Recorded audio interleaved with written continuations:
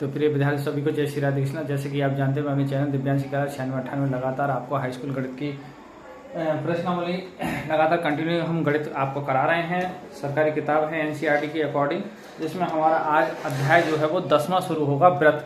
व्रत को इंग्लिश में सर्किल कहते हैं। देखिए 10वां चैप्टर शुरू होगा और व्रत से संबंधित मैं आपको कुछ जानकारी एक्स्ट्रा देता हूँ, उसके बाद प्रश्नावली हम देखेंगे।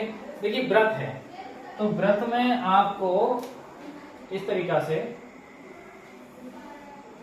तो व्रत की परिभाषा क्या है। देखिए एक निश्चित पॉइंट होता है, मैं आपको बताऊं, जैसे हम व्रत खींचेंगे तो मान लो आपको सपोज करो कि प्रकार और पेंसिल की सहायता से हम व्रत खींच रहे हैं, तो जहां प्रकार की नोक रखी जाएगी वो उसे कहेंगे निश्चित बिंदु। अब निश्चित बिंदु हो गया ये। अब निश्चित बिंदुओं से बहुत सारे बिंदुओं का बिंदु पर, एक निश्चित बिंदु से समान दूरी पर, समान दूरी को कहेंगे है त्रिज्या आर, समान दूरी पर बहुत सारे बिंदुओं का बिंदु पथ क्या कहलाता है, हमारा व्रत कहलाता है ये। ठीक है, ये व्रत है। और व्रत पे जो है इनफाइनाइट अनंत बिंदु होते हैं और अनंत स्पर्श रेखाएं होंगी। जब बिंदु ही अनंत होंगे और एक बिंदु पे एक स्पर्श रेखा खींची जाती है तो अनंत बिंदुओं से व्रत बनता है, तो आपकी अनंत ही रेखाएं होंगी। तो ये इसको कहेंगे केंद्र। ठीक है, और इसको मान लीजिए क्या है, बिंदु, ये परिधि है, इसको एक प्रकार से परिधि कहेंगे हम। और ये आपका केंद्र हो गया, इसे हम कहेंगे त्रिज्या। अब जैसे ये व्रत है,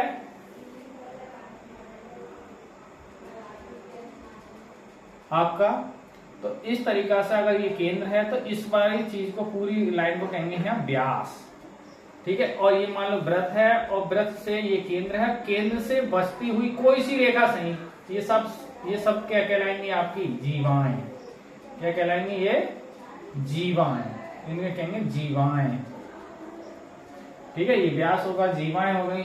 अच्छा, जैसे कोई व्रत है और कोई रेखा इसको पार करती हुई जा रही है, छेद करती हुई जा रही है, तो इसको कहेंगे छेदक रेखा। छेदक रेखा।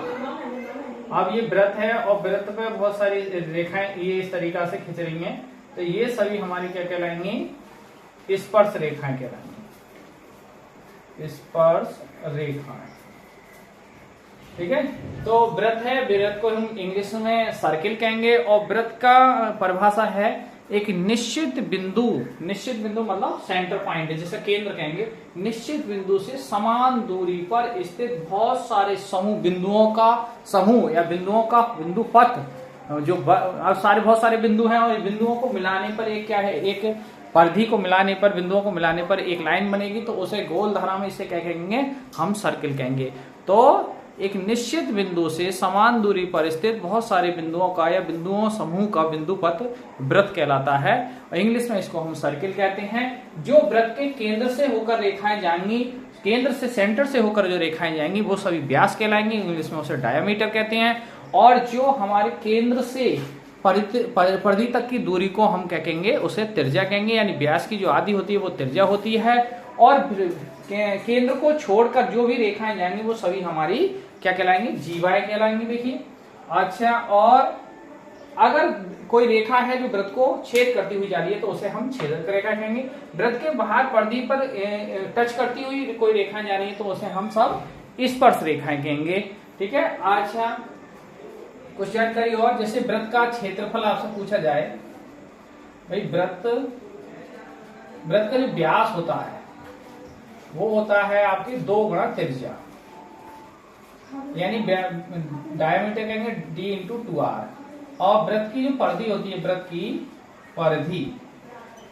परिधि बराबर होता है व्यास गुणा पाई, या पाई गुणा व्यास, और पाई को कहेंगे यहाँ 2r, और पाई यानी 2πr होती है परिधि। व्रत का जो क्षेत्रफल होता है, व्रत का क्षेत्रफल होता है पाई इंटू आर स्क्वायर, यानी त्रिज्या का स्क्वायर। तो ये व्रत से संबंधित कुछ जानकारी है, आप इसे नोट कर सकते हैं। और हाँ, एक बात और, किसी भी व्रत पर खींची गई स्पर्श रेखा हमेशा केंद्र से 90 डिग्री का कोण बनाती है, 90 अंश का कोण बनाती है। कोई भी व्रत की स्पर्श रेखा केंद्र से अगर हम लंब डालेंगे तो वो 90 डिग्री का कोण बनाती है, यानी 90 डिग्री को कोण कहेंगे हम समकोण। तो ये वृत्त से संबंधित कुछ जानकारी थी, वो मैंने आपको शेयर कर दी है। आइए अब चलते हैं प्रश्नावली 10.1 की।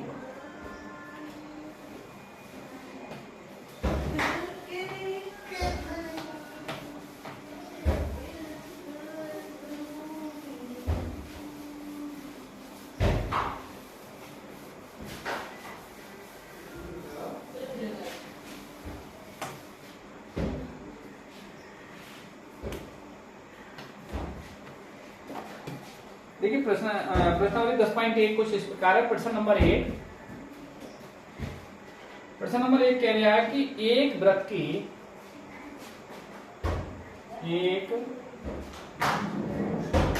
की कितनी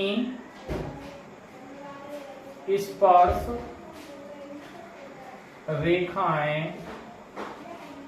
रेखाएं हो सकती है।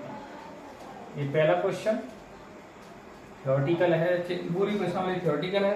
तो देखिए अब मैंने अभी तो बताया कि वृत्त पर कितनी स्पर्श रेखाएं खींची जा सकती है, इनफाइनाइट, क्योंकि वो वृत्त जो होता है वो इनफाइनाइट होता है, अनंत बिंदुओं से बना हुआ होता है। तो जैसे ये मान लो अब मैं बताइए वृत्त है और वृत्त पे अब बहुत सारी स्पर्श, भाई ये जो बिंदु है बहुत सारे बिंदु होंगे, हर बिंदु पे स्पर्श रेखा खींची जाती है, तो इनफाइनाइट होंगी, बहुत सारी रेखाएं हम क्या करेंगे खींच सकते हैं। ठीक है, तो ये इनफाइनाइट रेखाएं खींच सकते हैं। अब आपको चित्र में दो ही दिखाई दे रही है, तो वृत्त है, सर्किल है, इसे इनफाइनाइट। तो आपका इसका आंसर जो हो जाएगा वो क्या हो जाएगा, आप लिख सकते हैं अपरिमित रूप से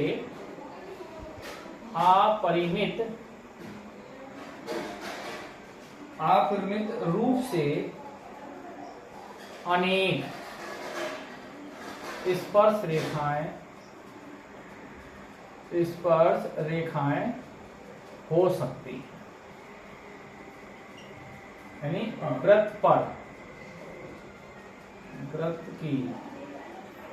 वृत्त की अपरिमित रूप से अनेक स्पर्श रेखाएं हो सकती है। तो ये क्वेश्चन पहले का आंसर है। आइए दूसरा क्वेश्चन जो है वो क्वेश्चन कह रहा है कि रिक्त स्थानों की पूर्ति कीजिए। प्रश्न नंबर जो 2 है, रिक्त स्थानों की पूर्ति कीजिए। तो रिक्त स्थान की पूर्ति करवा रहा है। फर्स्ट पार्ट में कह रहा है इसमें कि किसी वृत्त की स्पर्श रेखा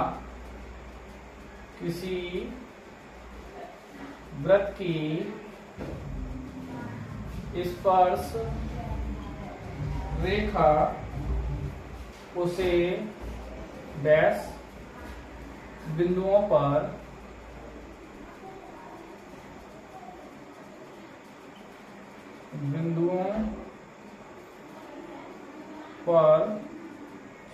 प्रतिच्छेद करती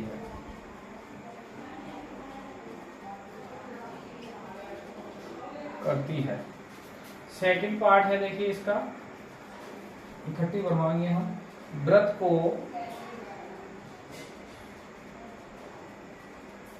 दो बिंदुओं पर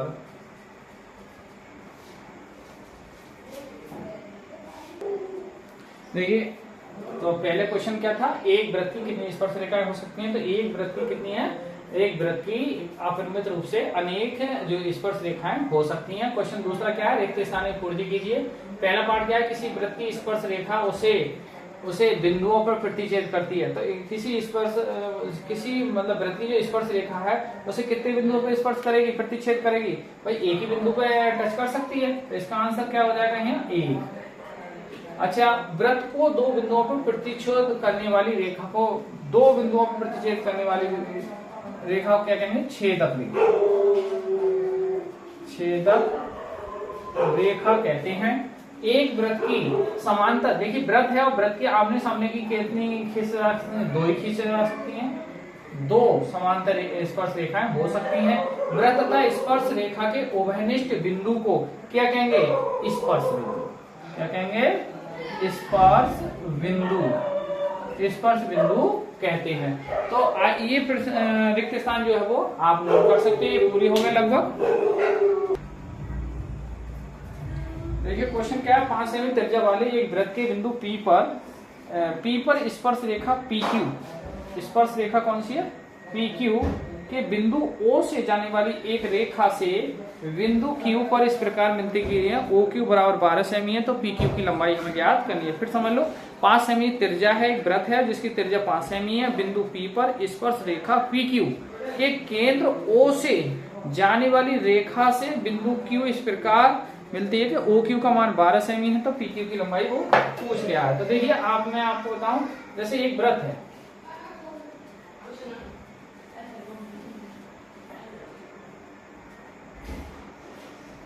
एक वृत्त है और वृत्त की त्रिज्या कितनी है, 5 सेमी है। और आप लगाओ ये इस तरीका से कोई केंद्र होगा इसका, और इस पर इस तरीका से स्पर्श रेखा मान लो बिंदु P है, और इससे ये स्पर्श रेखा है आपकी, और ये आपकी स्थिति है, ये O है, ये आपका Q है। तो वो कह रहा है, ये क्वेश्चन कह रहा है कि ये 5 सेमी है, त्रिज्या कितनी है इसकी, 5 सेमी है। OQ की कितनी है लंबाई है, 12 सेमी। तो वो कह रहा है PQ बताओ, PQ क्या है क्वेश्चन मार्क है। तो अब आप जानते हो कि किसी भी वृत्त के केंद्र से जो स्पर्श रेखा होती है वो लंब पड़ता है, वो कितने पर 90 डिग्री, और 90 डिग्री के सामने वाली भुजा को क्या होता है, कर्ण कहते हैं। तो ये समकोण त्रिभुज बन गया। अब आप देखिए समकोण त्रिभुज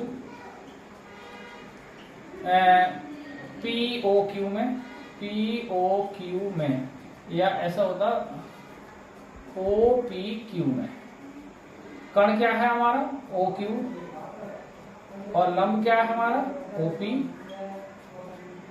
और प्लस क्या है PQ। तो OQ जो है हमारी वो 12 सेमी है, और OP हमारी 5 सेमी है, और PQ हमें ज्ञात करना है। तो ये 12 का वर्ग 144, ये 25, ये PQ का वर्ग, और ये 25 इधर लाएंगे, तो PQ का वर्ग बराबर 144 माइनस 25 घट के कितना आएगा, 119। PQ का अब वर्ग है, चूंकि वर्ग घटाएगा तो PQ का मान आ जाएगा रूट के अंदर 119 सेमी। तो जो PQ की लंबाई होगी वो 119 सेमी होगी, अर्थात इसका विकल्प जो है वो D है, चौथा। आइए और इस प्रश्नावली का अंतिम क्वेश्चन है, एक वृत्त खींचिए और उसकी दो स्पर्श रेखाओं के समांतर दो ऐसी रेखाएं खींचिए कि उनमें से एक स्पर्श रेखा को तथा दूसरी छेदक रेखा हो, एक स्पर्श रेखा हो दूसरी छेदक रेखा हो। तो बड़े क्वेश्चन। आइए अंतिम, आज की वीडियो का भी अंतिम क्वेश्चन और प्रश्नावली का भी अंतिम क्वेश्चन है। कल नेक्स्ट प्रश्नावली हमारी 10.2 कवर करेंगे। इसका आज 10.1 हमारी जो है वो जानकारी के साथ, वृत्त की जानकारी के साथ समाप्त होती है। आइए लास्ट क्वेश्चन की ओर चलते हैं। प्रश्न नंबर हमारा 4 है। प्रश्न नंबर 4 कुछ इस प्रकार है। देखिए मान लो कि एक वृत्त है, हमने एक वृत्त तो किसी कोई भी त्रिज्या लेके 5 सेमी त्रिज्या लेके 6 सेमी त्रिज्या लेके हमने एक क्या खींच लिया, वृत्त खींच लिया। देखिए अब जब वृत्त खींचा है तो सिंपल सी बात है, इसका कहीं ना कहीं क्या कहा रहा होगा, केंद्र, भाई इसका केंद्र तो होगा कहीं ना कहीं। तो जब केंद्र होगा, अब आप कहीं इस पे अब आप कहोगे इधर इस साइड कहीं भी वृत्त के चारों ओर कोई से घेरा में कहीं भी आप पट्टी की सहायता से दो रेखाएं खींच दीजिए इस तरीका से। अब जब ये खींचेंगे तो इससे जाती हुई, अब देखिए आप क्या करेंगे, इस रेखा को, जो रेखा खींचिए, अब थोड़ी सी ऊपर और खींच ले, इसके ये रेखा खींच लिया आपने पट्टी की सहायता से। अब आपने कहीं भी एक पॉइंट ले लो इस पे रेखा पे, और इसको इस तरीका से करो, मतलब एक चाप लगाओ, ठीक है। जब ये चाप लगाएंगे आप, वो दूरी घटे ना बढ़े मान लो, ठीक है, या आपने ये 5 सेंटीमीटर ली या 10 सेंटीमीटर ली, तो उसके दूसरे पॉइंट से हम ये खींचेंगे। जैसे ये हम आप निश्चित हो गई, ये पॉइंट हो गए हमारे, इस पॉइंट को हम आधा कर रहे हैं। अब एक रेखा खींचेंगे इस तरीका से, सेंटर से हो जाएगी, सेंटर से जाएगी, सिंपल सी बात है। अब हम जो सेंटर से जा रहे हैं, इसी के समांतर एक अन्य रेखा खींचेंगे 90 डिग्री का कोण बनाते हुए, ठीक है। तो ये समांतर रेखा होगी, ये वाली रेखा आपको इसको PQ कह सकते हैं, और इसको हम XY कह दो। तो ये तो होगी हमारी स्पर्श एक मिनट, इस पे एक स्पर्श रेखा के कह रहे हैं, वो स्पर्श रेखा होगी। तो वृत्त से जाती हुई स्पर्श रेखा 90 डिग्री होगी, तो 90 डिग्री पर वो 90 कोण बनाती हुई रेखा खींचेंगे और इसको आधा करेंगे, और आपका इसको, ये आप दोबारा से समझ लीजिए इसे एक बार। ज्यादा रफ टाइप हो गया ये। क्या करना है देखो, एक बार फिर समझ आप। एक वृत्त खींचा आपने, इसका केंद्र होगा, इस पर एक स्पर्श रेखा वृत्त को टच करती हुई रेखा खींचेंगे, इस रेखा का आधा भाग करेंगे और इस तरीका से केंद्र को मिलाती हुई रेखा खींचेंगे। ठीक है, एक इसी के समांतर कुछ दूरी पर एक रेखा खींच देंगे। ये जो काट कर रही है ये, इस रेखा को हम छेदक रेखा कहेंगे और इसको हम स्पर्श रेखा, बात। और ये आपका केंद्र हो जाएगा। हो, इसको आप एम कह दो और इसको आप टी की, ठीक है। तो इस प्रकार ये क्या है, स्पर्श रेखा और छेदक रेखा में किसी वृत्त की खींचनी थी, वो हमने कंप्लीट। तो आज की वीडियो को यहीं विराम करते हैं। आप हमारे चैनल दिव्यांश कला चैनल बटन लगातार बने रहिए, अपडेट करते रहिए और जल्दी से हम आपका सिलेबस फाइनल कराते हैं। और 10वें चैप्टर पे आ गए हैं, 4 चैप्टर शेष हैं, 11, 12, 13, 14। वो बहुत जल्दी 14, 15, 14 और 13, 14 तो चैप्टर बहुत जल्दी होने वाला है। और थोड़ा 11 भी बहुत जल्दी फाइनल हो जाएगा, उसमें शायद एक प्रश्न रहेगी। और 12 में जो है वो लगभग आपकी 2 प्रश्नावलियां 12.1, 12.2। तो बहुत जल्दी आपकी ये जो गणित है वो समाप्त हो जाएगी। उसके बाद हम फिर नए सिरे से आपको इम्पोर्टेंट क्वेश्चन जो बोर्ड परीक्षा के हिसाब से हैं वो कराएंगे उदाहरण सहित। तो आप हमारे चैनल दिव्यांश चैनल बटन लगातार बने रहिए, जिससे गणित में आपका अच्छा स्कोर आए। आज की वीडियो को यहीं विराम करते हैं। सभी को जय श्री राधे कृष्ण, जय हिंद, जय भारत।